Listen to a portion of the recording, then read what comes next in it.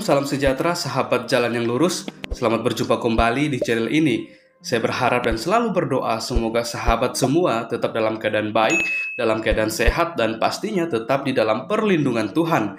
Saya juga mengucapkan banyak terima kasih kepada semua sahabat yang selalu setia untuk meluangkan waktu menonton video-video di channel ini dan juga terus mendukung perkembangan channel ini dengan mengklik tombol subscribe, like, komen, dan juga share kepada teman-teman yang lain supaya teman-teman yang lain juga boleh mendapatkan informasi seputar iman kekristenan. Kiranya Tuhan Yesus memberkati kita semua.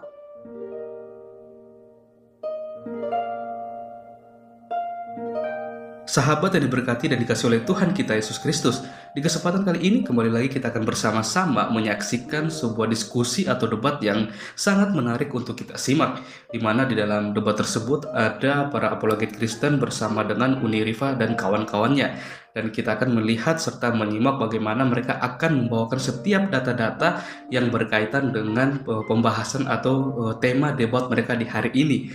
Dan bahkan kita juga bisa melihat apakah setiap data serta narasi dan argumen yang mereka bawakan, semuanya itu apakah bisa dibuktikan kebenarannya.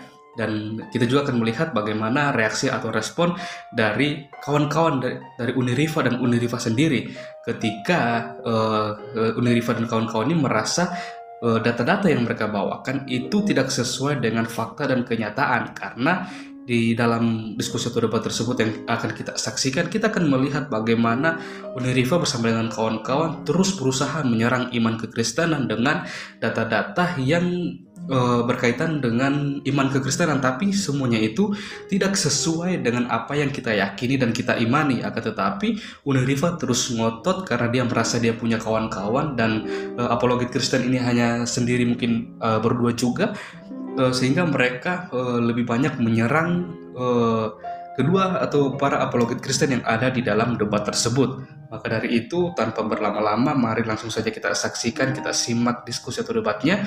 Saya mempersilakan untuk kita semua bisa memberikan komentar yang baik, positif, saling membangun, bukan untuk saling menyerang atau saling menjatuhkan satu dengan yang lain. Tuhan Yesus memberkati.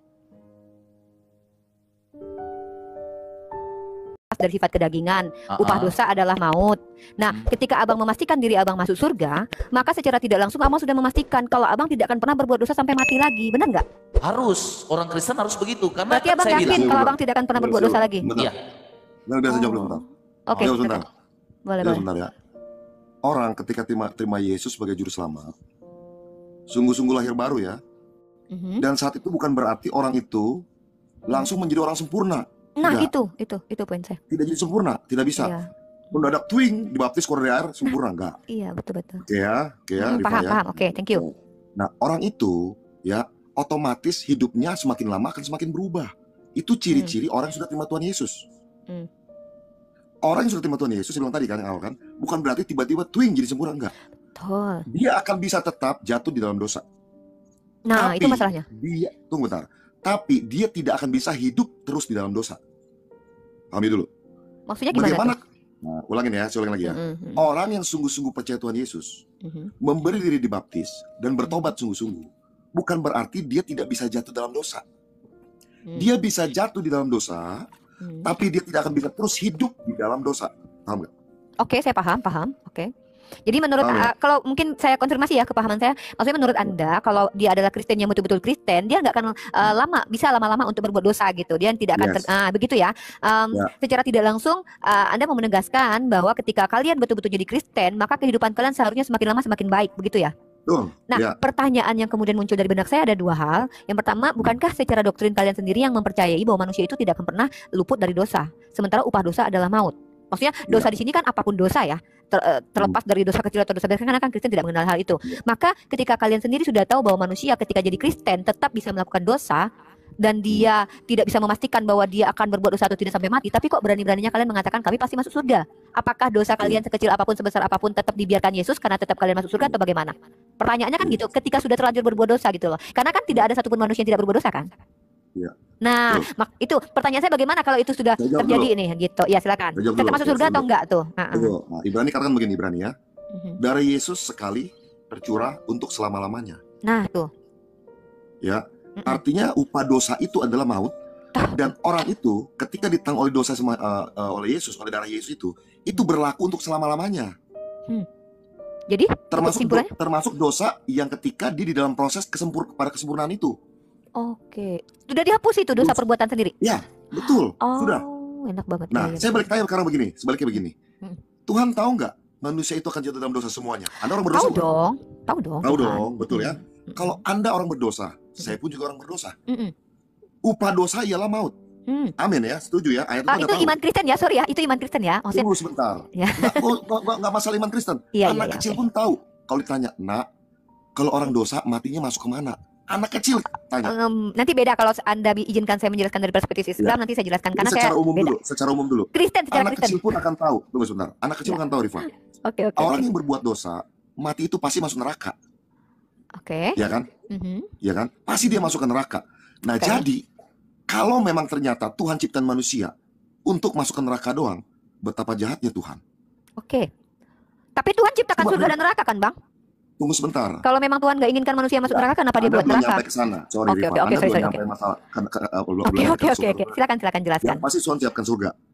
Ya, kalau neraka nanti Anda itu ada pemahaman lain lagi. Oke, pemahaman lain lagi. Oke. Nah, saya bisa bahas ke sana sebenarnya. Cuma saya bilang begini, andai kata manusia diciptakan oleh Tuhan hanya untuk masuk neraka, berarti Tuhan itu bukan Maha Pengasih, Maha Penyayang. Oh iya dong, jahat banget Tuhan kalau menciptakan manusia untuk masuk neraka. Jahat banget itu Tuhan. Contohnya begini, Anda, di agama Anda dibilang begini, Anda meninggalkan sholat satu kali saja. Oh iya. Hanya berapa tahun di neraka? Bukan masalah, nanti kita bahas pakai dalil ya. Kalau saya nggak pakai dalil. Kalau saya nggak mau asumsi pribadi, karena saya Islam itu diajarkan. Dalilnya bagaimana? Dalilnya gimana? Ya silakan Anda yang tahu kan. Kalau Anda tahu silakan Anda tunjukkan ke saya. Nah, oke, saya nggak bahas ke sana dulu ya. Kalau tanya ke saya, biar saya yang jelaskan. Kalau Anda tahu tentang dalil Islam, silakan ajukan ke saya. Kalau Anda tidak sesuai dengan pemahaman Islam, saya luruskan. Jangan gitu ya. Karena kalau Anda ingin tahu bagaimana Islam, izinkan saya menjelaskan dong. Kan gitu ya? Oke. Saya nggak lari ke sana dulu ya. Yang saya tanya sama Anda, betapa jahatnya Tuhan kalau orang cuma diciptakan oleh Tuhan hanya untuk masuk ke neraka. Betul, jahat banget Tuhan yang membiarkan orang ribuan tahun lamanya tidak diberikan petunjuk, ya kan ribuan tahun Yesus baru datang kan? Betul. Itu kan, mohon maaf ya, makanya Marsion itu ada. Karena Yesus baru datang menyelamatkan orang setelahnya. Oke. Enggak. Tadi kita kan bahas Marsion, Bang. Maksud saya kan ada aliran Kristen. Lah, maksudnya karena saya tahu, Rifa, Anda mau lari kemana? Sudah tahu. Artinya ini namanya Anda menjengkal argumen saya. Saya mau fokus di argumen kita. Tetapi saya tahu bahwa Anda berpikir bahwa orang Kristen pasti masuk neraka karena berbuat dosa lagi kan? Oh tidak, salah kan? Itu namanya sudah menjengkal. Bukan itu poin saya. Saya sedang mendengarkan penjelasan Anda bahwa kita sepakati. Enggak, kita sepakati dulu Pak. Yang mana? Dosa adalah maut. Nah itu kan doktrin Kristen.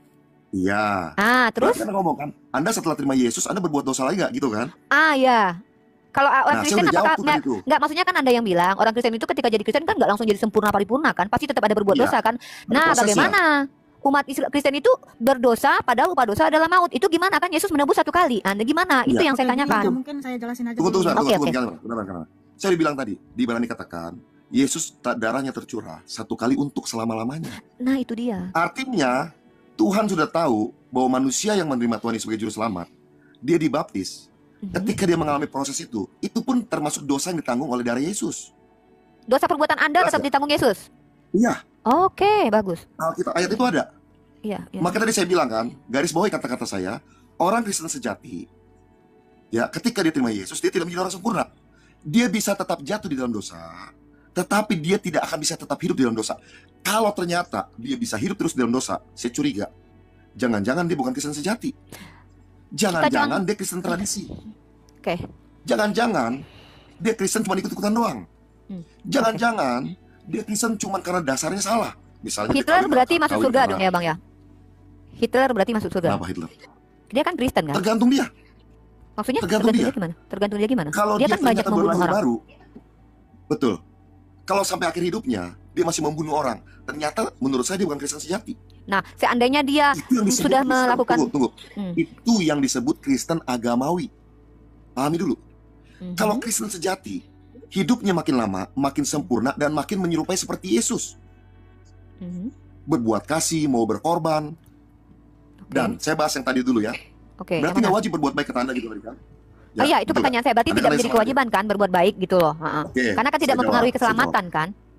Oke, saya jawab nih. Ya, saya bacakan dulu ayatnya ya di Lukas 7:47. Boleh. Sebab itu aku berkata kepadamu, dosanya yang banyak itu telah diampuni sebab ia telah banyak berbuat kasih. Tetapi orang yang sedikit diampuni, sedikit juga berbuat kasih. Jadi ayat itu ya, ayat betul.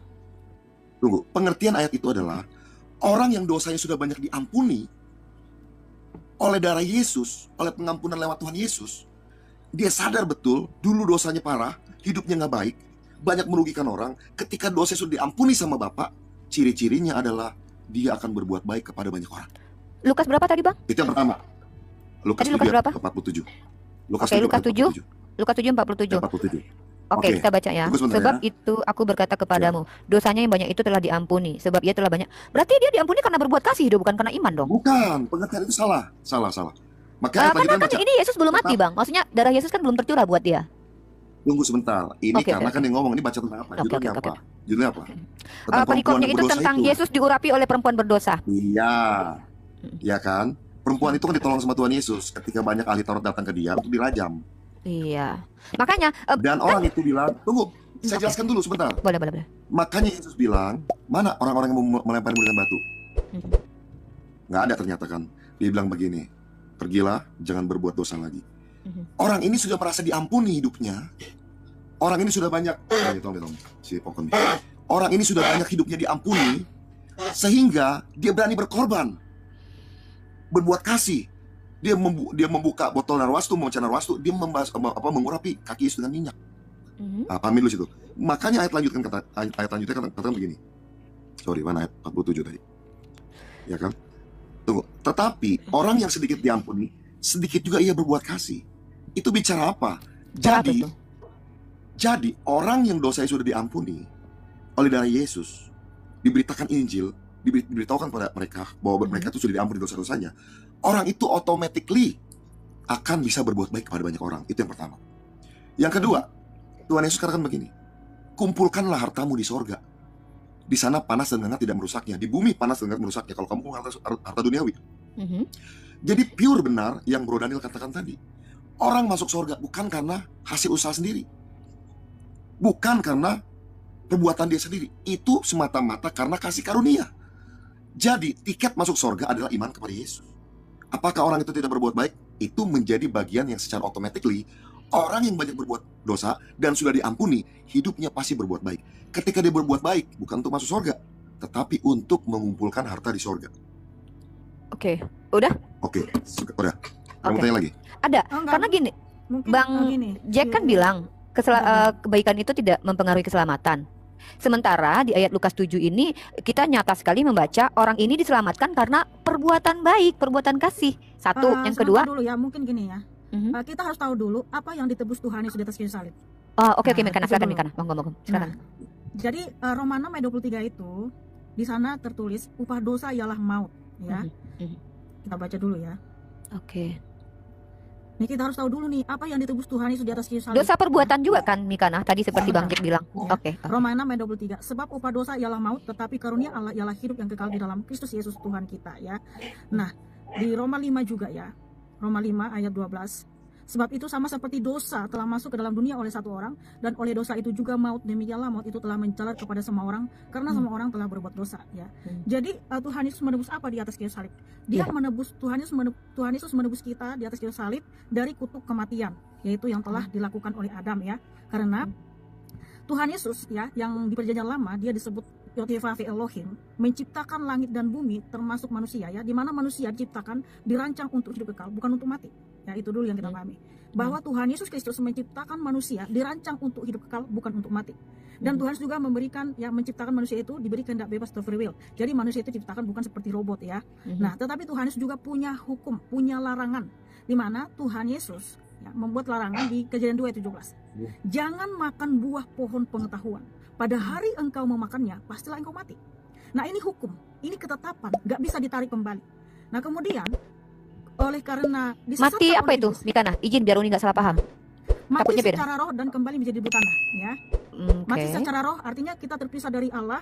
Kemudian mati secara badani kita kembali menjadi debu tanah. Makanya di Kejadian 3 ya ayat 1, di situ iblis menyesatkan Hawa, ya, di mana kalau kamu makan buah pohon pengetahuan itu, kamu gak akan mati, justru kamu akan menjadi seperti Allah. Nah, oleh karena disesatkan oleh si ular tua yaitu iblis, sehingga manusia melanggar hukum ini.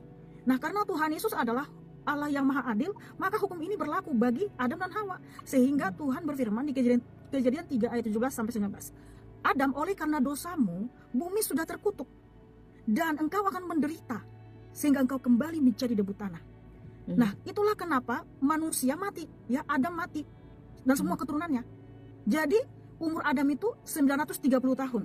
Ya, ingat, kalau itu di hadapan Tuhan, itu nggak sampai 1 hari ya. Kalau kita lihat firman Tuhan 1000 tahun ya. Jadi di 2 Petrus 3:8 bahwa 1000 tahun di hadapan Tuhan, 1000 tahun waktu manusia itu 1 hari di waktunya Tuhan. Jadi Adam itu nggak sampai umurnya 1 hari dalam waktunya Tuhan. Tetapi sebelum dia mati 930 tahun dia beranak cucu.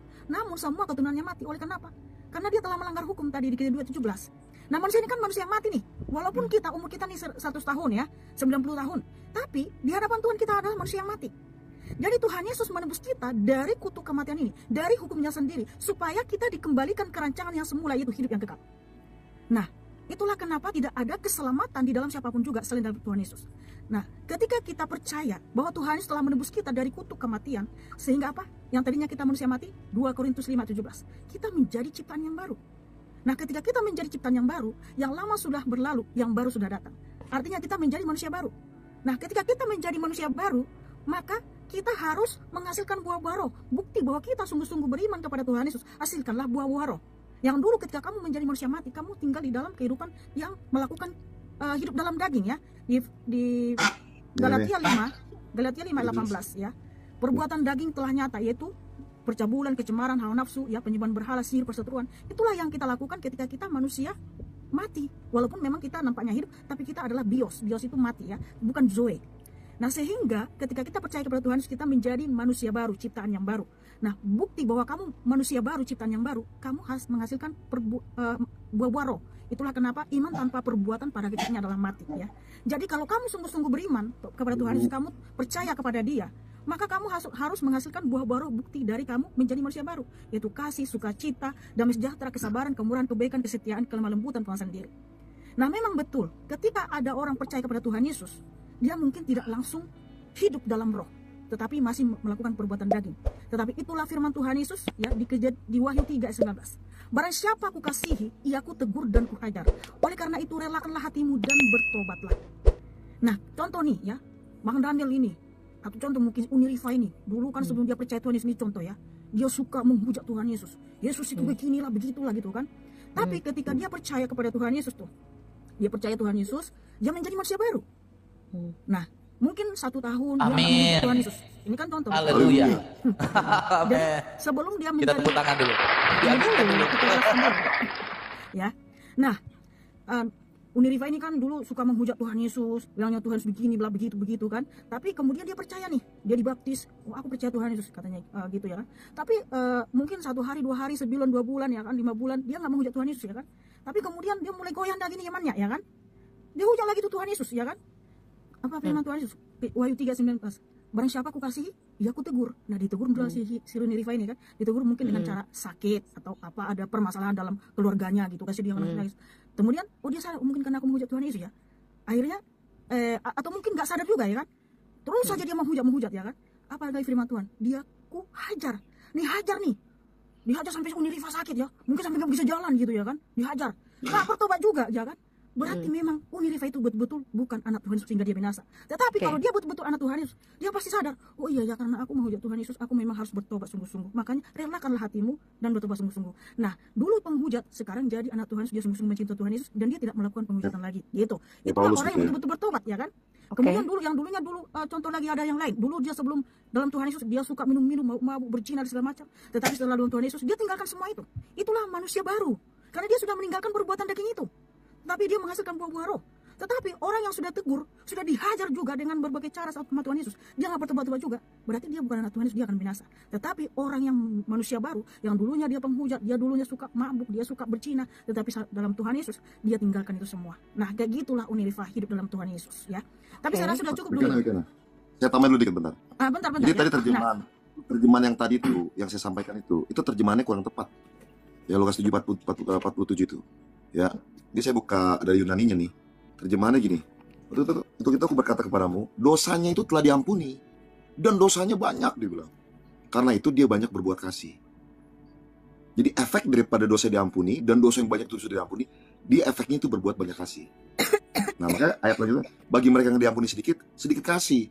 Artinya kalau merasa dosa sedikit, dia pasti dosanya cuma dikit kok, akan mengampuni sedikit juga. Nah jadi, saya bilang tadi, perbuatan baik itu dilakukan oleh orang-orang Kristen karena dia sadar betul dosa-dosanya sudah banyak diampuni. Dan alangkah baiknya saya pun harus membalas kebaikan Tuhan dengan bagaimana? Dengan berbuat baik kepada sesama. Semoga Riva boleh jelas dengan pemahaman pengertian yang saya sampaikan. Saya mau konfirmasi tapi diizinkan atau tidak ya tergantung Mikana. Konfirmasi apa nih? Penjelasan dari Bang Jack dan penjelasan Mikana. Silakan. Gini. Kalau diizinkan saya ngomong, kalau tidak saya ikut host aja ya. Jadi gini Riva, itulah kenapa tidak ada keselamatan dalam siapapun juga. Karena apa? Karena manusia itu dulunya adalah manusia yang mati. Nah supaya kita bisa bangkit hidup kekal, harus melalui darah Kristus. Makanya Tuhan menyatakan dengan tegas, Yohanes 14:6, akulah sang jalan. Kenapa saya menyatakan dia sang jalan? Karena tanpa darah Kristus tidak ada seorang pun yang bisa layak masuk surga ya. Karena manusia itu ya manusia mati, manusia yang berdosa ya. Sehingga berarti harus lewat darah Yesus ya? Ya, harus melalui darah Kristus, harus disucikan. Bagaimana dengan Henok? Supaya bisa Henok dan Elia? Ya. Karena dia beriman. Makanya gini, ya, darah Tuhan Yesus Kristus ya di Ibrani, lewat darah atau beriman, gimana ini? Maksudnya Henok Elia kan tidak perlu darah Yesus karena mereka naik ke surga tanpa kematian tapi Yesus dia gitu. beriman kepada Tuhan Yesus. Nah, berarti tidak mesti harus pakai darah Yesus dong? Tapi dia beriman. Dia kan iya, beriman kepada tuh. Iya, betul. Manusia di perjanjian lama itu mereka diselamatkan oleh iman mereka. Walaupun mereka tidak tahu bagaimana caranya Tuhan menyelamatkan mereka, tapi betul. harus beriman kepada Tuhan. Ya Tuhannya Bani Israel. Ya kepada Oke. Elohim itu Tuhan Yesus Kristus. Ya tanpa itu tidak bisa. Kalau kamu nggak beriman kepada Tuhan Yesus, nggak akan bisa mampu sampai surga. Ya. Artinya kan tanpa darah Yesus kan, Elia sama Henok. Darah Tuhan Yesus Kristus itu ya tercurah sekali untuk selama-lamanya, berkuasa mengampuni dosa umat manusia dari zaman Adam sampai manusia zaman akhir. Ya. Oh jadi maksudnya Sodom Gomora itu diampuni juga sama Yesus, masuk surga semua Sodom Gomora. Makanya sejak Adam ya membuat dosa dan mereka sudah diusir dari Taman Eden, di situ kan sudah ada pengorbanan. Darah domba kan sudah ada pengorbanan di situ, sehingga waktu Adam mengambil daun-daunan untuk dipakaikan sama tubuhnya, itu sebenarnya gambaran bahwa Tuhan itu ya bagaimanapun caramu untuk menutupi dosamu itu tidak akan berkenan selain ditutupi oleh darah Kristus. Karena di situ waktu Adam itu diusir dari sana, mereka dipakaikan kulit binatang. Di situ sudah ada pengorbanan. Iya, sudah ada. Ya, itu berarti sudah diampuni. Itu bayang-bayang tentang darah Kristus. Bayang-bayang maksudnya itu cuma simbolisasi. Itu tipologi ya, itu simbol. Oh, bukan sesungguhnya.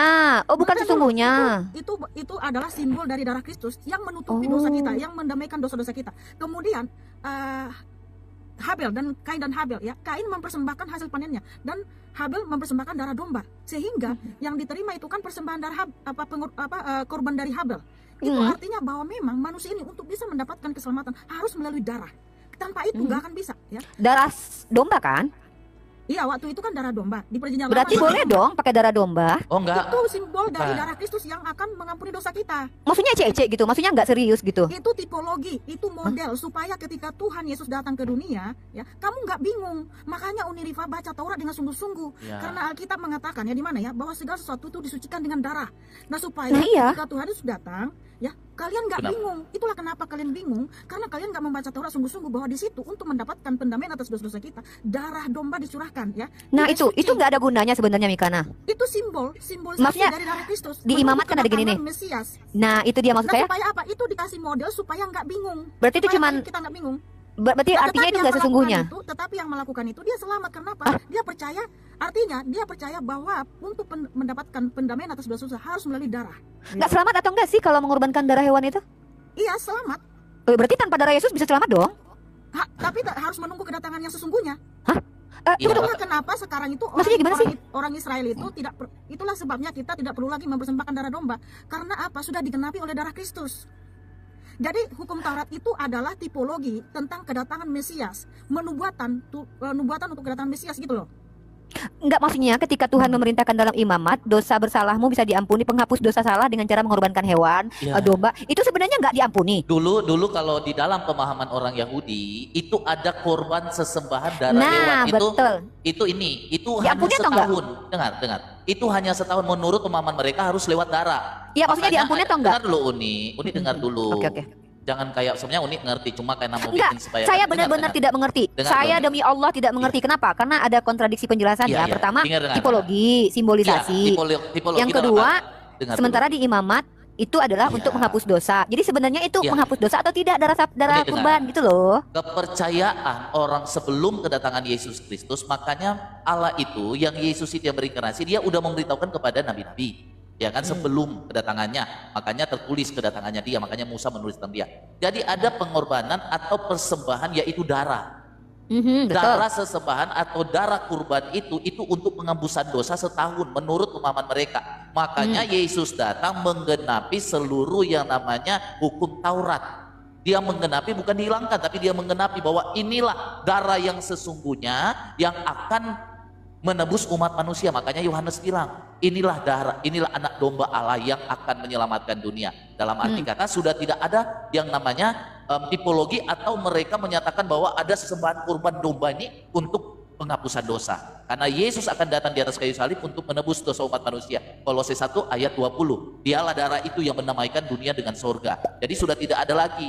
Makanya orang-orang yang sebelum kedatangan Yesus yang sudah meninggal, kenapa mereka diselamatkan? Karena mereka percaya dan meyakini itu bahwa ada penghapusan dosa. Makanya ada ritual-ritual sampai detik sekarang pun masih ada ritual-ritual. Imamat pasal 4 Bang, coba baca. Imamat pasal 4 itu korban penghapus dosa. Pertanyaannya, itu aturan yang menghapus dosa atau tidak? Itu sih sebenarnya pertanyaan saya. Iya, pengaturan mereka itu menghapus dosa, tapi setiap tahun. Setiap tahun mereka bikin ritual itu. Menghapus dosa? Iya, setiap dosa tahun. Terhapus? Iya, itu karena mereka mengimani itu. Iya, maksudnya dosa terhapus. Iya, makanya berarti tanpa darah Yesus ya? Dengar dulu. Ini berbicara iman sebelum Yesus datang. Iya, paham. Ya kan? Sudah paham kan? Jadi menurut pemahaman mereka bahwa ada kurban sesembahan atau darah itu untuk menghapus dosa mereka, tapi cuma setahun. Setahun ya, berikut intinya lagi terhapus mereka. Deh. Iya. Berarti tanpa darah Yesus ada dosa yang bisa dihapus dong?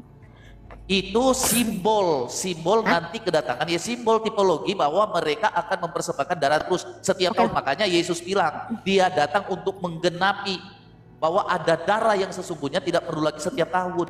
Nah, dialah itu yang datang yang menebus umat kita manusia, karena dia yang datang membawa darahnya sendiri.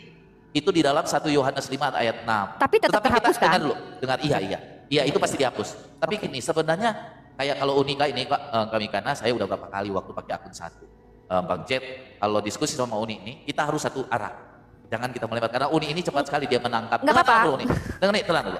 Saya udah sama Uni, udah berapa kali sama Naja. Jadi mereka ini kalau diskusi harus satu dulu. Kalau ada melebar mereka ambil. Dan mereka akan mempertanyakan. Akhirnya kita udah jauh. Jangan gitu, Udah biasa itu nih. Saya udah biasa. Jadi pokok dari tadi itu keselamatan. Keselamatan itu jadi menurut keimanan kekristenan ya, jadi keselamatan itu hanya berasal dari Yesus. Kepastian hidup yang kekal hanya berasal dari Yesus. Jadi kepada kita, saya itu juga gimana Bang? Dulu. Iya, kan penebusan Yesus datang. Seluruhnya tidak ada. Itu kan, sorry, ini sedikit. Abang kan nggak izinin saya bicara, tapi saya harus bicara gini. Oke lah, saya paham bahwa teman-teman di sini itu percaya darah Yesus lah yang satu-satunya menyelamatkan. Itu betul atau tidak? Ya. Nah, masalahnya, itu dia permasalahannya, my brother dan sister. Makanya di zaman perjanjian lama tidak ada seorang pun kecuali Henok dan Elia tadi itu hak prerogatif Tuhan ya. Tetapi berarti bisa ya? Loh, itu hak ada lagi satu. Iya, berarti bisa gitu loh. Karena orang-orang yang meninggal itu ketika mereka mati, mereka turun ke Hades ya, bukan ke Firdaus. Makanya di zaman sekarang, di zaman kasih karunia, kalau kita mati, kita langsung ke Firdaus, bukan ke Hades lagi. Karena apa? Tuhan telah menebus kita dari kutuk kematian, dari Hades gitu ya. Makanya kalau orang yang dalam Kristus, dia percaya Tuhan Yesus, dia kalau mati, roh dan jiwanya itu langsung ke Firdaus, bukan ke Hades lagi. Tetapi orang-orang yang di luar Kristus, mereka akan masuk ke Hades, menunggu juga nanti dibangkitkan di hari kiamat, sehingga mereka dicampakkan ke dalam neraka, yaitu yang tertulis di Wahyu 21 ayat 8, bahwa orang-orang yang tidak percaya, orang-orang yang melakukan kejahatan dan kekejian, ketika mereka dibangkitkan nanti dari kiamat, mereka akan dicampakkan ke dalam neraka, itulah kematian yang kedua. Tetapi orang Kristen atau orang yang sungguh-sungguh percaya kepada Tuhan Yesus, orang yang ditebus Tuhan Yesus, meninggal dalam Kristus, mereka kalau mati, rohnya langsung ke Firdaus. Jadi Firdaus itu adalah tempat penantian sementara, nanti dibangkitkan dalam tubuh kemuliaan di hari kiamat, bercahaya seperti bintang-bintang di langit, yang tertulis di Daniel 12 ayat 2 sampai 3. Sehingga kita masuk ke Yerusalem baru, langit baru. Daniel itu untuk siapa, sister? Daniel 12 ayat 2. No. I mean Daniel itu untuk siapa? Daniel itu kan Dayat itu untuk Bani Israel atau non Bani Israel? Kitab Daniel itu di situ ada nubuatan bahwa nanti orang-orang yang dibangkitkan ya dalam tubuh kemuliaan, mereka bercahaya seperti bintang-bintang di langit ya, yaitu anak-anak Tuhan Yesus. Nah, Bani Israel yang dipilih Tuhan zaman dahulu yang ikut berperang dengan Yosua. Itu gimana? Ini ya? Enggak. Saya kan fokus di imamat. Imamat 4. Kan imamat 4 ayat imamat keempat ini kan tentang korban penghapus dosa. Kalau saya yang bertanya aja lah. Ya udah bukan hari nanya deh. Tapi intinya bisa ya masuk surga tanpa darah Yesus, benar nggak? Tidak bisa, karena Tuhan telah menyatakan Yohanes 4. Lalu untuk apa korban imamat tadi? Ada simbol. Tidak ada keselamatan tidak akulah sang jalan, sang kebenaran dan sang hidup. Jadi tidak ada seorang pun yang bisa masuk ke dalam kerajaan surga tanpa melalui darah Kristus ya. Walaupun Henok bisa ya. Itu hak prerogatif Tuhan Yesus. Iya, ya? tapi bisa. Iya, oke. Jadi siap. Good, terima kasih buat teman-teman yang bertiga. Ada pertanyaan Mikana, monggo. Kita diskusi. Saya mau bertanya. Tadi kan Uni Rifa yang menambahi kata-kata di situ bahwa di Keluaran 20 kayaknya semena-mena gitu ya kan, bahwa Uni Rifa mengatakan orang yang semena-mena baca aja. Gitu ya. Baca aja. Di situ tidak ada semena-mena ya. Dipukul pakai tongkat, sayang. Iya, kita kan nggak tahu kenapa dipukul. Kan mungkin karena melakukan intinya dipukul asal nggak mati kan? Iya, tapi kan kamu menambahi ayat di semena-mena gitu ya, Keluaran 21 itu semena-mena nggak sih kalau menurut Mikana kalau mukulin orang sampai saya boleh bertanya dong ya. Oke, boleh bertanya ya. Boleh. Ya karena gini, merasa bahwa Allahnya seperti ini. Aku tahu ini ya kan, karena seperti bukan cuma itu sih. Tuhannya seperti itu gitu. Iya. Kan? Itu kan Yesus kan menurut Mikana. Iya. Mikana saya kebelet, saya ke belakang dulu ya. Silakan Mikana bertanya deh. Iya, saya mau bertanya, ya kan. Terus bagaimana dengan sesembahannya Uni yang menyuruh memerangi orang yang tidak beriman kepada iman kalian yang tertulis di At-Taubah 29? Oke. Apakah Tuhan seperti itu semena-mena sama yang tidak percaya sama dia? Oke, siap. Uni jawab ya? Ya, silakan. Oke. Tuhannya umat Islam itu Tuhan yang maha adil. Tidak ada Tuhannya umat Islam itu memerintahkan kami mengasihi musuh. Karena kalau kami mengasihi musuh artinya kami baik kepada orang jahat tapi buruk kepada diri kami sendiri dan keluarga kami. Makanya Tuhan kami itu memerintahkan dalam Al-Quran. Ingat ya, 15 tahun Rasulullah itu menjadi Rasul, itu ayat perang belum ada. 15 tahun untuk berapa tahun ya? Itu tidak ada ayat-ayat perang-perang. Justru ketika beliau sudah diboikot, beliau didesak, maka turunlah ayat perang. Telah diizinkan kalian berperang karena kalian diperangi. Oh, ada dalilnya. Lalu ketika orang-orang yang tidak beriman, ya kan udah berperang. Ya kan udah perang Mikana. Kalau perang masa kita cium-ciuman Mikana? Gak mungkin dong saya kalau lagi perangan. Iya, karena yang memerangi orang yang tidak beriman waktu itu. Kekal nggak?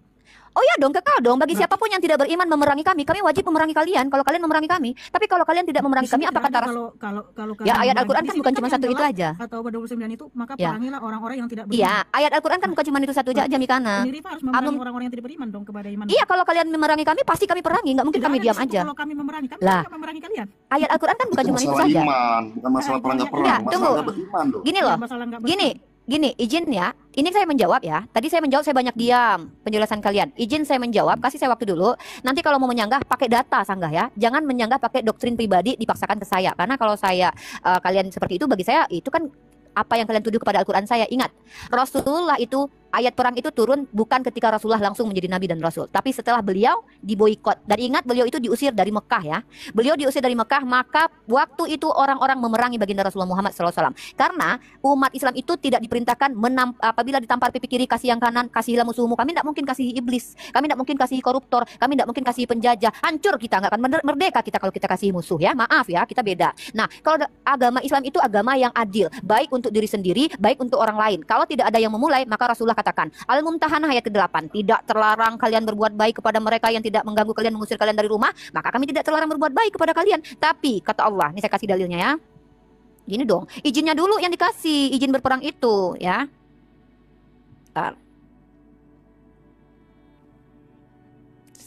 Saya kasih data dulu ya. Ini, nah, Al-Baqarah ayat 218. Nah, telah diizinkan berperang bagi orang-orang yang diperangi. Jadi izinnya udah keluar. Jadi ketika sudah berperang, masa kami peluk-pelukan, cium-ciuman, main masak-masakan? Ya berperanglah. Nah, siapa yang dilawan Rasulullah pada waktu itu? Adalah orang-orang tidak beriman. Mereka yang pada waktu itu mengusir baginda Rasulullah dari Mekah. Lalu Rasulullah kembali karena itu tempat dia. Dia bukan orang kayak Zionis, ya orang Yahudi sekarang itu yang datang ke tempat orang, ngusirin orang dari rumah seperti yang diperintahkan Tuhan kepada Musa dan Yosua, bunuhlah suku Amalek pada mereka lagi santai di rumahnya, disuruh keluar dari kampungnya. Enggak. Tapi Islam itu memerintahkan untuk mengambil kembali yang menjadi hakmu. Loh, saya kan itu lagi tadi Mikana bacakan. Mikana bacakan tadi, perangilah orang-orang yang tidak beriman. Iya, kan orang yang tidak beriman yang memerangi Nabi Muhammad. Yang lain. Gini loh Bang. Tentang iman, tidak ada perang Betul, di situ. Kita tidak bukan mungkin. orang yang tidak Iya, beriman. memang orang yang tidak beriman waktu itu yang memerangi Rasulullah gimana sih? Makanya nggak heran ayat itulah menimbulkan banyak terorisme di mana-mana. Nah, tunjukkan satu ayat yang memerintahkan perangilah orang tidak beriman tanpa dasar. Coba Itu dalilnya. berbeda lagi. Kalau Anda bilang tadi perangilah orang yang berperang kepadamu. Loh, gini loh Bang, Tetapi ini gini ya. tentang perangilah orang Izin, yang tidak beriman ini kepada saya menjelaskan Coba iman Anda saya. Enggak gini. Anda Oke, jangan lari gini. dari pembelaan Di situ diri tidak ada tentang disuruh- bangsa tidak apa. ada Anda tinggal di mana? Iya. Anda tinggal di mana ini? Di Indonesia kan? Tanya pertanyaan saya. Ada nggak satu orang Islam yang menggunakan ayat ini memerangi Anda? Saya mau tanya. Saya apakah tanya, itu tidak berdampak? Anda mayoritas di Indonesia Saya ini tanya ya, dulu, apakah ayat itu Muslim tidak loh. berdampak? Tunjukkan satu orang Banyak Islam yang terorisme menggunakan di ayat ini, Indonesia, ulama yang ada paham orang- agama, yang menyerang Jawab Anda dulu, sekarang saya. menggunakan ayat ini. Saya tanya dulu sama Anda. Ayat ini menimbulkan terorisme apa enggak? Tunjukkan kepada saya satu orang Islam yang paham agama menggunakan ayat ini menyerang Anda. Lalu saya tanya dulu. Kalau teroris, saya katakan, Orang ngebom gereja, bahkan agama orang Anda ngebom- banyak pencabulan di gereja. Tunggu, Anda, Apa mau mengatakan itu ajaran agama?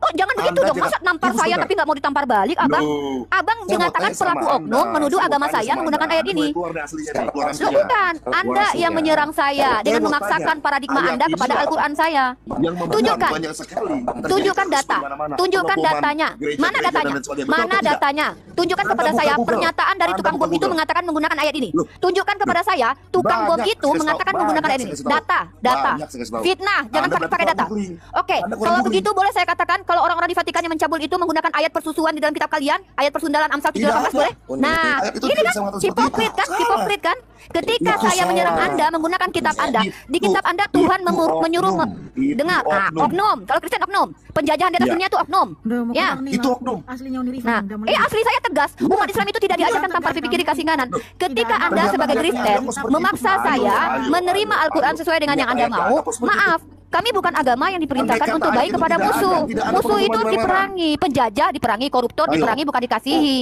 Gitu loh. Lah ketika kami diperangi, masa kami harus tampar pipi kiri kasih kanan? Enak banget kalian. Nggak bisa. Itu. Oke. Pada waktu- orang tidak beriman. Lah ini Anda memahami Al-Quran saya menggunakan paradigma Anda. Saya jelaskan Anda tidak terima. Saya gunakan parameter yang sama, Anda tidak terima. Udah. Itu Saya- pemahaman yang tidak dipakai Itu Olivi. oleh orang melakukan perbuatan cabul di Vatikan. Jaringanmu Itu tidak putus. dipakai. Tetapi ayat itu Jaringanmu dipakai putus. untuk mengebom gereja. Tunjukkan datanya, tunjukkan datanya. Saya bisa mengatakan begini, orang-orang yang mencabuli di Vatikan menggunakan ayat Kidung Agung. Boleh? Buktikan. Loh, Buktikan ayat kenapa itu. kalian memframing saya diam saja Buktikan ketika bahwa saya Vatikan mengembalikan itu cara berpikirnya Jack? ketika mereka melakukan Kalian pencabulan, kalian tidak terima? mereka memakai ayat itu. Kalian Jawab. yang gini-gini ya, kalian Jawab yang dulu, diajarkan apa? jawab dulu. Apa? Saya mau tanya sama Anda. Ketika Loh, mereka itu melakukan fakta, Bikana. Mau saya tunjukin data? Mau saya tunjukin data? Ketika mereka melakukan pencabulan, Kondisikan dulu saudara Anda ini Jack, si Jack ini loh. Dari tadi ngomong nggak berhenti loh. Saya bisa juga melakukan seperti dia loh. Tapi ya udah saya perempuan, saya ngalah deh. Saya ngalah deh Saya udah. begini seperti Anda. Karena Ada Anda perempuan, begitu. perempuan. Anda asli seperti itu. Oh. Oh. Oh gitu. Udah, clear. Soalnya tadi kan Udah. Iya. Oke, saya jawab. Gantian saya jawab. Ketika saya menjelaskan iman saya, lalu Anda memaksakan bahwa iman saya seperti yang Anda mau, itu urusan Anda. Tapi ketika Anda menuduh bahwa pelaku bom itu menggunakan ayat ini, tunjukkan data. Anda googling. Kok googling? Kok saya yang harus googling? Anda yang menuduh, Anda yang buang air besar, Anda yang cebok lah. Kok saya yang Anda menunjukkan buktinya, Anda yang menuduh, saya yang membuktikan? Gimana ini ente? Anda googling lah. Anda yang buktikan, kan Anda yang menuduh. Kalau para pelaku Loh, bom itu menggunakan saya mau ayat tanya ini, sama Anda. tunjukkan datanya. Ya, sekarang saya bertanya sama Anda. Ketika Anda bilang percabulan di Vatikan, dia menggunakan persoalan. Mana buktinya? Nah, ini saya gunakan cara Anda tadi. Saya bisa saja Salah menggunakan. Anda. Loh kok salah? Saya mengkomparasi Anda, cara berpikir Anda. Ketika ada pelaku kejahatan, Anda bilang menggunakan ayat itu. Saya juga bisa katakan bahwa penjajahan di atas dunia ini menggunakan ayat perjanjian lama, di mana Tuhan suruh menjajah, Tidak. seperti Musa dan Yosua. Tidak Tidak, kata seperti Anda. Nah, ini dia kan? Iya. Anda ini ketika Anda memaksakan paradigma Anda kepada Al-Quran saya harus menerima gitu. Lalu ketika saya paksakan juga bahwa para penjajah di atas dunia yang notabene mayoritas Kristen itu menggunakan ayat di kitab Anda, suruh budak, suruh di apa dipukul boleh tidak apa-apa kalau asalkan jangan mati, ya perbudaklah mana? selama-lamanya di imamat. Itu ada dalilnya di kitab Anda Anda. ngomong seperti Bahkan ini. rampaslah di bilangan pasal 31. Di bilangan 31. Tuhan Anda bahkan Apakah orang merampok Belanda dan ngomong seperti merampas. itu? Lah, ginilah Anda yang menuduh duluan, lalu saya gunakan parameter Anda minta bukti ke saya. Loh. Saya mengkomparasi cara berpikir Anda. Saya Kok tidak mau makanya? terlalu panjang ngomong sama Anda. Anda cari sendiri. Yang ngomong dari tadi Anda, kok saya yang harus cari buktinya? Anda yang nuduh, lucu ente. Anda yang nuduh, kok saya yang cari bukti? Ente yang cari buktinya lah, tunjukkan ke kami umat Islam. Aneh. Ya sama, Anda juga cari bukti juga dong. Loh, saya katakan kalau Anda bisa menuduh kami umat Islam dengan menggunakan ayat itu, maka ada orang yang membom. Saya juga bisa lakukan hal itu. Nggak enak kan? Saya katakan, oke kalau begitu, maka penjajahan di atas dunia yang notabene yang dilakukan oleh orang Kristen, Oke. inkuisisi di Spanyol, Oke. asimilasi paksa di Oke, Kanada, nggak apa-apa. itu menggunakan Diskusi ayat perang ini dalam Bible. cukup. Anda bilang tidak terima, itu oknum. Anda cari sendiri Oknum aja. kok banyak sekali gitu loh. Pengakuan orang itu. Ini saya tunjukin Unirifa. Oke, kita pakai data-data ya. Oke.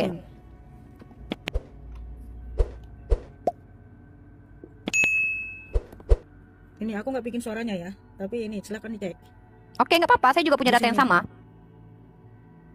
Ya dia menggunakan At-Taubah 29 Oke, yang oke. di Bandung itu. Siap, nggak apa-apa. Itu gimana? Itu kan Oke, ada datanya. oke, siap. Oke, siap ya. Oke, Mikana juga lihat ini ya, tolong ya.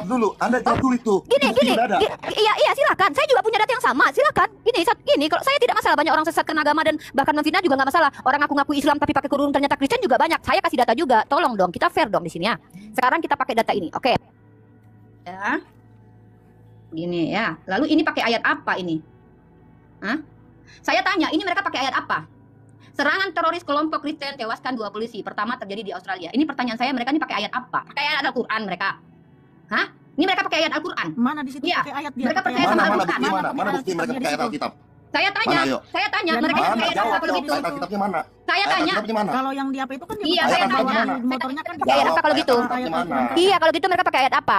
Oke, pakai data Mana lagi. itu? Mikano udah kasih Oke. bukti. Itu mana dia Tunggu pakai sebentar, ayat? Mikano udah Oke, kasih bukti bentar. tuh. Oke, saya kasih. Buat Oke. pakai ayat Bukan, Alkitab yang Anda mana baca di tadi. situ yang Oke, apa itu kita dia lihat pakai Ayo, ayat. jawab. OPM yang meneriakan Matius ya. Kita tunjukkan OPM yang meneriakan ayat Matius. Oke, nggak masalah. Saya punya datanya, bentar. Ya, OPM yang meneriakan ayat Yesus Kristus ya. Oke.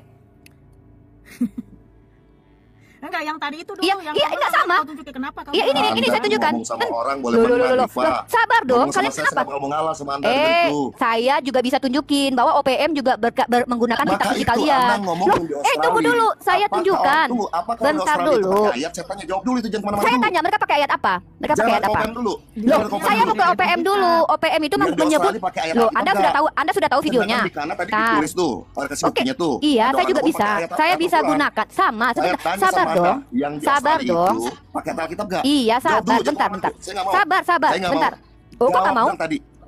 Loh, Yang sabar ayat dong. tadi dulu, yang Saya- yang Australia, sebentar, di mana dia sebentar, menggunakan Yang bentar. Australia dulu. Yang Australia Bentar dulu. dulu. Jawab Di mana dia menggunakan ayat Anda Alkitab? takut Bentar. itu Oh, namanya. enggak, saya nggak takut. Saya nggak takut ya. Percuma. Loh, kok percuma? Tunggu Anda dong. nggak jawab. Jangan gitu dong. Loh, Sebentar, saya Anda lagi nggak buka jawab di data loh. Australia itu mana? Sebentar, Ayatnya saya buka mana yang data. dipakai? Iya, Ayat yang mana sabar. yang dipakai? Sabar. Udah, Mikana, kalau dia nggak bisa tulis ayat. Loh, Kalau saya turunin ini aja. loh, saya Percuma. tunjukin lo videonya kalau Mikana, OPM meneriakan Mikana, ayat turunin, Matius. Mikana. Loh, aku Percuma turunin. dia. Loh, tunggu dong. Saya mau tunjukin Mikana, bahwa Mikana, jangan turunin, begitu turunin, dong. turunin. Papa Jangan Jati gitu berbesar dong. dulu, Papa Jati berbesar dulu, Iya. Mikana. Yang Kok kayak gitu? Australia mana? Tunggu dong. Tunggu dong. Ntar dong, gantian masa kayak gitu. Jangan Betul, ribut, jangan ribut. Itu Maksudnya dong. gini, Masa kalian gini loh. Kalian saya sebentar, mau ambil Uni. data saya bahwa Uni. OPM meneriakan Uni. kitab suci kalian juga ada, sabar dong. Makanya Unik, kenapa sebentar. Baca dulu, Diva Iya. jawab? Papa Matius baca dulu, Matius. Iya, Kamu sabar, ke sabar. Australia. Tunggu dulu loh. Saya tanya, ketika ada teroris dari Kristen, mereka pakai ayat apa? Nggak pakai ayat. Kemudian Ya, perjanjian udah, coba. Tordesillas yang membagi antara timur dan barat itu, yang Golden Gospel Glory itu oknum. Coba Itu juga ayatnya, ada. coba. Bahkan perang salib, oke, perang salib. Nih, Mbak, kita aman-aman aja, santai. Saya punya videonya nih. Gini, Uni, sebentar. Perang salib nih. Bentar, Sekarang saya bentar, tanya, bentar. perang salib ini alasannya apa? Iya, Bukan mau karena minta Tuhan. ayat maksudnya. Ini bukan karena Ayatnya Tuhan. mana? Nggak, Ayatnya di sebentar. tampilan Saya dulu, tanya, Matius. perang salib ini, perang suci ini apa namanya? Artinya ini, perang suci ini apa artinya? Iya maksudnya. Iya, tadi artinya tadi apa? Mereka nggak gini, pakai Uni, ayat. Ini pastor Uni, loh, ini pendeta. Saya tanya, Uni. oke, mari kita lihat perang salib. Oke, Uni, kenapa ini perang kan salib? Uni keluar aslinya. Jadi maksudnya. Ya kalian gini, kenapa sih serang pribadi? Abang Gini, Jack tadi ngomong kencang, enggak, makanya saya ngomong sebentar, kencang. sebentar, Kenapa saya nggak Uni. boleh bicara di sini loh? Saya kan berbicara di sini. Sebentar, Ini perang jangan salib, kamu buku perang framing. salib. Lo kok framing? Astaga, Ini jangan perang dulu, salib dengar loh, dulu. brother. Ini perang suci namanya ini. Iya, Perang salib iya, itu perang iya, suci, iya. oke? Iya, sebentar. Gimana Uni. sih? Saya meluruskan begini. Nih. Maksudnya kalau kita diskusikan, ini kan yang Saya tahu, ditunjukkan bahkan tadi. si Papa Jahat ini aja Astaga. mengaku Islam, tapi dia tidak percaya kepada Allah. Emangnya Islam yang salah? Si Papa Jahat ini mut'ah. Dengar dulu dong, sebentar dulu. Kalau seandainya si Papa Jahat ini kan dia ngaku Islam, tapi dia mut'ah. Di Islam diajarkan di Islam di Sunni tidak diajarkan mut'ah. Jadi kalian pikir agamanya yang salah kan tidak? Nah sekarang saya tunjukin, bahkan perang salib ini itu alasannya adalah Aduh, Anda lari bentar ke perang dulu. salib. Kita kan pakai data, brother. Perang salib Anda ini jawab kan dulu tadi data yang Mikana kasih. ya udah saya mau nunjukin. Bentar saya lagi ngomong Papa Jahat kau Kristen atau Islam? Enggak, kau akui dulu agamamu. Kalau kau Kristen aku berhadapan dengan kau. Kau Kristen atau Islam? Oke, sekarang kau turun, aku nggak ada hubungan dengan kau. Aku nggak mau berhadapan dengan orang Islam ya. Karena kau nggak ada ilmu. Jangan banyak bohong. Ah kan? Ini karena saya mau diskusi dengan Kristen. Sudah cukup dong 4 Kristen. Masa kalian butuh bantuan orang Islam odong-odong lawan saya sih? Masa kalian berempat nggak mampu ngelawan saya? Nggak, maksudnya kalian berempat nggak mampu gitu. Ya udah satu orang berempat aja. Enggak kok, saya ini kurang apa ini? Ini kurang apa ini? Ini kurang apa? Iya, oke, sabar. Oke, siap. Ya tapi jangan gitu dong. Saya mau ambil data, kalian udah ribut duluan. Ini si Papa Jahat sekarang saya tanya, kapasitas dia kalian naikin buat apa? Udah langsung aja ayatnya mana? Oh nggak bisa dong Sam. Saya mau tanya, ini Papa Jahat ini Kristen atau Islam? Kalau dia Kristen ngapain? Ya kalian berempat yang ngajak saya debat kusir loh. Saya tanya, si Papa Jahat ini kalian naikin buat apa? Buat make up kalian? Oh bukan. Ya udah turunin. Ya udah turunin dong. Mengganggu saya. Oke, saya kasih ayat ya. Langsung aja ayatnya. Oke, bentar. Bentar dulu ya. Jadi Nabi Muhammad itu dibuatkan kepada umat Islam untuk nanti di akhir zaman untuk menaklukkan umat. Itu kalau buat teman-teman Kristen ya untuk ayat-ayat intimidasi untuk umat Islam terancam untuk mengancam untuk menaklukkan wilayah orang lain begitu. Yang kayak gitu harus diakui. Atau misalnya ceramah dari seorang ulama bahwa Islam yang benar, yang paling Islam itu adalah orang-orang yang melakukan tindakan teroris. Itu kan ada ceramah-ceramah seperti itu ada di Islam. Bagaimana misalnya menaklukkan Yerusalem, apa alasan Yerusalem ditaklukkan itu apa? Misalnya Islam menyerang Islam. Udah mana ayatnya Uni? Sabar dong, kan saya mau membuktikan bahwa orang-orang yang memerangi itu menggunakan kitab suci kan. Nah sabar, ini saya lagi cari file saya. Ini saya tunjukin video. Enggak, tunggu dulu. Gini. Kalian masih butuh Papa Jahat ya buat. Enggak gini loh, saya nggak nyangka loh kalian tuh butuh. Iya sabar. Ini ya pertama, kejahatan dunia itu lebih banyak dilakukan oleh orang Kristen, itu fakta. Ini perang suci ini pakai ayat atau tidak? Mana ayatnya? Tunjukin aja ya. Ayatnya tunjukin aja. Ini loh. Oke, kalau kitab kalian banyak. Oh, perangilah tuh banyak di kitab kalian. Bahkan Iya sabar, saya akan gunakan OPM. Sabar, saya lagi cari videonya karena nyari terus kok. Nggak bingung kalian yang nggak sabaran. Saya nggak bingung dari tadi, saya nggak sabaran. Kalian yang nggak sabaran. Sabar dong. Iya sabar Sam. Allah lu udah pernah lihat kan Sam kemarin? Enggak. Lu udah pernah lihat kok. Ada, bentar sabar. Ngomongnya pakai takbir dan haleluya gitu, Rika. Nah, saya mau bicara sama orang Kristen sama gue nggak ada urusan sama anak ini ya, karena gini ya. Pertama gue nggak tahu ini agamanya apa. Yang kedua dia nggak ada ilmu. Amikana kan pengajar Kristen, jadi gue mau diskusi sama Oten aja. Dapat agama Islamnya dari nenek moyang aku loh. Kok agama aku bilang nggak jelas. Oke, ini ya kita dengarkan ya guys. Ya ini dia nih. Besarkan aku dong. Matius berapa? Besarkan aku. Ya di mana? Besarkan aku dong. Besarkan aku. Kita akan berperang untuk membela kebenaran di sana ini. Tuh, berperang melawan kebenaran katanya tuh. Iya. Ayatnya mana? Diam dulu. Ayatnya mana? Iya, sabar dulu. Kalian berisik sih. Kalian tuh berisik banget, diam dulu. Project berisik. Padahal aku kangen sama Project. Nih saya lama di Papua. Sabar, kalian jangan ganggu dulu. Ya Uni dengar aja baru bilang ayatnya, dia bawa ayat ini. Iya, gitu ini dia bawa ayat, brother. Diam. Kenapa sih ganggu? Uni. Takutnya kena ban kalau putar video begini. Enggak. Jangan takut. Kalian alasan kan? Kalau kena ban, Uni dengar aja. Diam dulu. Sama kalian tuh, dari kalian tuh apa takutin, Rifa? Iya, di situ dia nggak ada takut dari kalian tuh. Iya, takutnya video begini tuh kena ban karena ini ada namanya peperangan, nggak boleh. Ayatnya ada dari kamu itu, Rifa. Saya cuma saya harus perempuan dari dulu. Uni Rifa pengurus TikTok baru tahu, tenang aja. Kalau nggak kena ban kasihan akunnya orang. Aku kalau lihat video itu jadi inget sama si itu. Sama Daniel Hamid.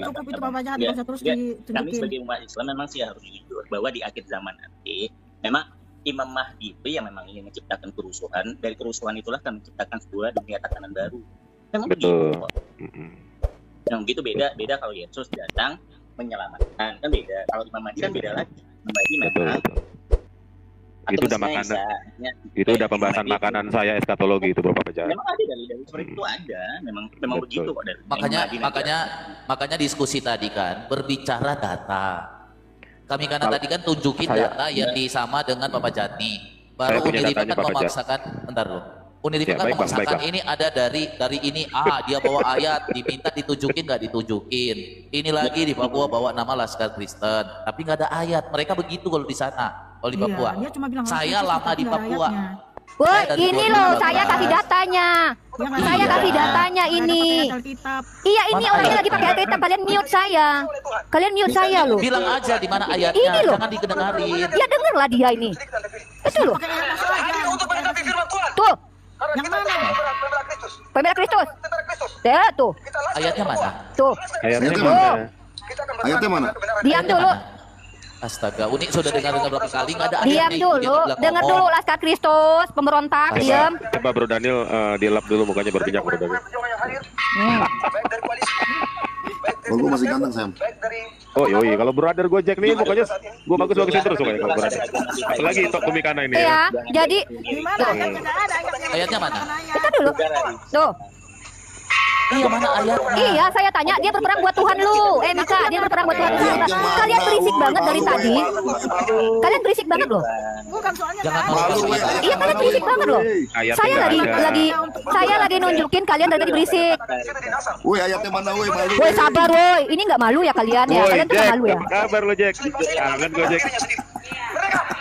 Mikana. Tuh. Kangen gue. Ayatnya mana? Merdeka. Di mute. Sabar. Di mute. Itu takutnya Tuh. Mikana kena bad loh. Pelanggaran. Ada ayatnya kita. Sabar. Nah, ini peperangan. Sabar dong. Untuk apa takut bangsa kafir? Jangan, ini lagi Bangsa viral kafir. sekarang tuh di Papua lagi Daniel diam dulu. Lu dari tadi gangguin Uni gua ngasih Rifa, data lo. kamu dari tadi Oh ini loh. Oh ini OPM. Ini pidato Panglima tertinggi TNPB wilayah 2 Saireli. Ada. Lu dengerin dulu. Mana ayatnya? Lu dengerin dulu. Gimana lu mau tahu ayatnya sementara lu? Tunjukin aja Oke. ayatnya kan. Makanya supaya diam. habis. Diam Iya. kalian. Dengar aja baru tunjukin ayatnya mana. Ya udah Apa diam. yang ditunjukin Ada di sini? ayatnya aja di Iya ini situ. makanya kalian berisik, kalian sengaja, kalian nggak mau dengerin karena kalian ya udah diam. Oh, udah kelamaan kan nongol-nongol. Ayatnya belum masuk terima. Ya diam.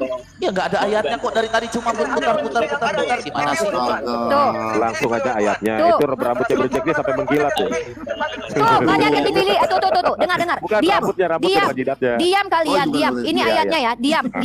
Diam. Samuel diam. Jangan malu-malu Daniel ya, diam. Jangan Uni. takut. Jangan takut. Ini saya tunjukkan. Takut ngapain? Ya udah diam. Takut. Diam. Ini. Dia baca ayatnya nih. Nih. Mana ayatnya? Diam. Tuh. Tuh. Diam dulu. Dia berpidato. Iya, dia berpidato untuk memerangi orang kafir. Dia berpidato memerangi orang kafir dengan menggunakan ayat. Banyak yang terpanggil, sedikit yang dipilih. Ini.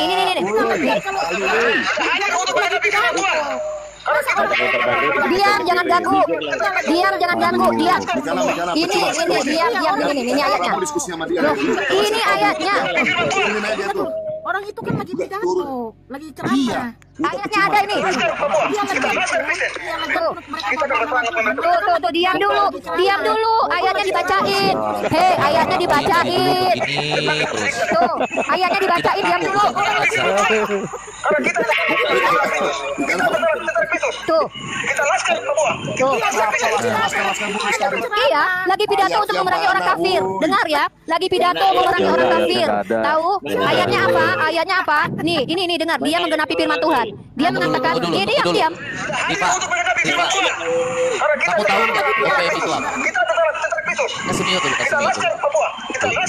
Iya. Diva, kamu tahu nggak OPM itu lagi berperang sama Dia siapa? akan berperang melawan Kamu kafir. tahu nggak dia Ya, berperang sama dia siapa? berperang melawan kafir, bukan Iya, melawan apa? sama siapa? Tuh, Sama siapa? ayatnya adalah apa Diva, kata dia? Banyak mereka yang dipanggil, dulu, sedikit yang dipanggil. dengar Tuh, dulu. Keluar asli dengar ya. dulu. Kagak enak Lo kalau kenapa? keluar asli. Kalian dari tadi ikut tantrum, gini ya. Kamu ini Sedangkan dari kalian mata, ayat ini 1 yang dipakai sama diskusi sama dia. loh, kalian berempat. asli tutup Kalian tidak berempat ya. enak. Kalian di sini berempat. Saya tuh jaga-jaga jangan sampai dari tadi tuh saya berlima. diskusi Oke, sama kamu. kalian Saya berlima diskusi dengan- melawan saya sendiri aja Dengar. kalian butuh si Saya aja sendiri bisa sama ya udah kamu. diam Saya yang berapa lain. kali Ya udah tahu. Samuel nggak diam kalau lu ada. sendiri. Mana ada lu dari tadi Dengar. dibantuin teman lu. Dengar. Orang ini Diva, ya, dengar dulu. tentara Dengar OPM dulu. ini. Bentar dulu dong, dari tadi lu ngomong mulu. Dia menggunakan ayat sedikit ya, banyak yang dipanggil, sedikit yang dipilih. Sementara ayat yang lebih kejam banyak dalam kitab kalian. Ayat yang tidak kejam aja dipakai buat berperang, memerangi orang kafir katanya. Ini lo OPM. Sekarang gua tanya. Kok pengecut kalian? Kalian berlima loh. Penakut kalian. Ini ayatnya dia bawa. Banyak yang terpanggil, sedikit yang dipilih katanya. Ayat itu saja mampu membuat OPM memerangi orang kafir. Apalagi ayat bilangan. Apalagi ayat bilangan. Apalagi ayat yang dipakai. Keluar aslimu tidak enak, turunin aja leh. Dia udah gak bakalan diam. Kenapa kalian? Satu saya saja, kalian tidak mampu loh berdiskusi baik-baik. Kamu kalau udah begini kayak kesetanan. Kalian mute. Saya kasih jawab, kalian nggak izinkan saya jawab. Ini OPM membawa ayat banyak yang terpanggil, sedikit yang dipilih. Ayat itu aja dipakai buat berperang. Apalagi ayat bilangan, apalagi ayat ulangan, apalagi ayat keluaran. Kalian berempat loh, berempat kalian, berlima kalian ditambahin sama Islam gadungan ini loh. Bayangan. Iya, dia berpidato memerangi orang kafir. Mau saya ulangi? Saya tanya siapa orang kafir di situ? Siapa orang kafir yang mau dilangi? Saya jelasin dulu. Saya jelasin. Siapa orang kafir yang diperangi sama OPM ini? Iya, saya jelasin ya. Saya jelasin. Di kanan, Papa Jahat. Saya di Siapa orang kafir yang diperangi sama OPM ini menggunakan ayat banyak yang terpilih sedikit, banyak yang terpanggil sedikit yang dipilih. Saya dari 2014 sampai 2017 jalan 2018 baru saya keluar dari tanah Papua. Ya, mereka bukan berperang kepada Kristen-Kristen yang dibawa, enggak. Mereka bukan kepada saya minta ini jelaskan. Ini jelaskan, jangan bohong. Ini jelaskan. Ini judulnya saja.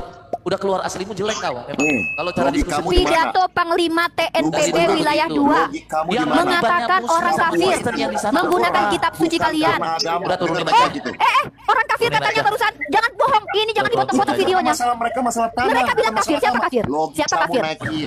Logikamu di mana? Logikamu di kafir. Siapa orang kafir? Saya tanya siapa? Turunin aja. Kalian berempat. Satu-satu lah. Siapa duluan? Siapa duluan? Dia kalau udah begini udah kan biar dijelasin dulu. Kalau saya sendiri pun nggak menang mulai Bro Daniel kenapa cerewet ya? Santai aja lagi. Dia kalau udah keluar aslinya memang udah gak. Sahabat yang diberkati dan dikasih oleh Tuhan kita Yesus Kristus, kita bersama-sama telah menyaksikan serta menyimak keberlangsungan diskusi atau debat yang sangat menarik antara para apologet Kristen bersama dengan Uni Riva dan kawan-kawan.